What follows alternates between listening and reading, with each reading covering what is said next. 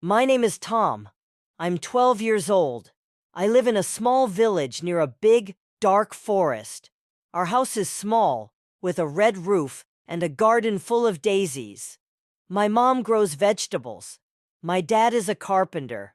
Life here is slow and quiet, but something inside me always wanted more. I always wondered what secrets the world was hiding. People in my village often told stories about the forest. Some said magical animals lived inside. Others said the trees could talk. My grandfather used to say, "That forest is older than the stars." But every story ended with a warning. Don't go too deep. Strange things happen there. Still, I was curious. One cloudy afternoon after school, I walked toward the forest. The wind was soft, and the sky had a golden glow. I saw a butterfly flying near the trees. It wasn't like any butterfly I'd seen before. Its wings were golden and shiny, like light made of glass. It danced in the air and flew deeper into the woods. I followed it. The forest smelled like wet earth and pine. Birds chirped, and leaves rustled under my feet. I walked for a long time. Then I saw it. A tree. But not just any tree. It was the biggest tree I had ever seen. Its trunk was wide. As wide as a house.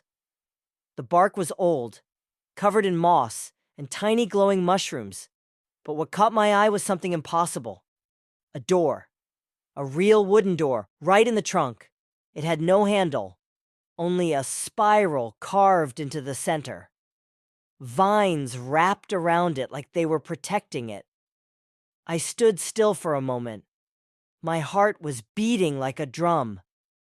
I didn't know what was behind the door, but I felt like it was calling me. I reached out and touched the spiral. The door creaked open. I stepped inside. Suddenly, everything changed. I was no longer in the forest. I was standing in a strange and beautiful world. The sky was purple with floating clouds shaped like animals. The grass was soft and blue, and it hummed when I stepped on it. Lights floated around me, like tiny stars dancing in the air. Then I saw them, creatures I couldn't even describe. Some looked like tall deer, with feathers. Others had wings and eyes that glowed. But none of them looked scary. They looked kind and sad. One of them stepped forward. It was tall and gentle, with silver skin and eyes like stars.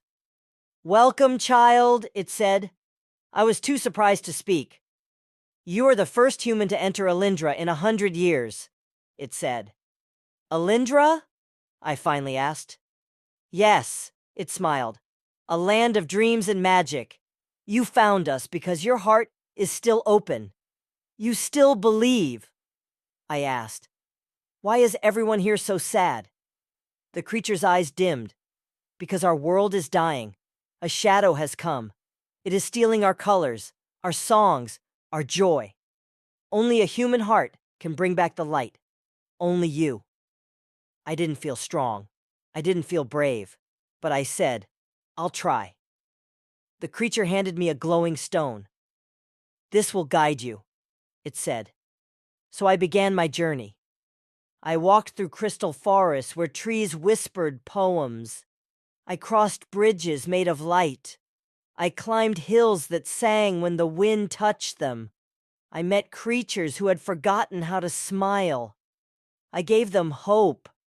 I told them stories from my world about sunflowers, chocolate cake, laughter, and they smiled again.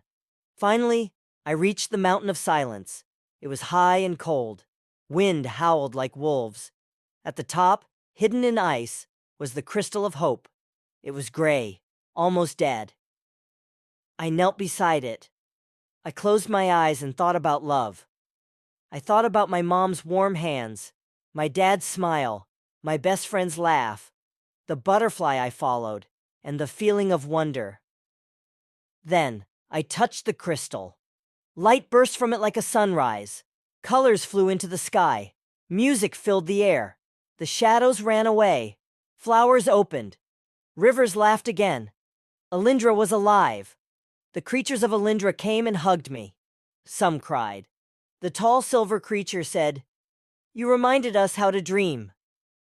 It walked me back to the tree. "You may return someday," it said, "but only in your dreams." I stepped out of the tree and found myself in the forest again. The sun was setting. My clothes were dusty, but my heart was full. I ran home. My mom was worried. "Where were you?" I smiled and said, "I followed a butterfly." That night, I dreamed of Elyndra. I still do. And sometimes, when I walk near that big old tree, I wonder, will the door open again?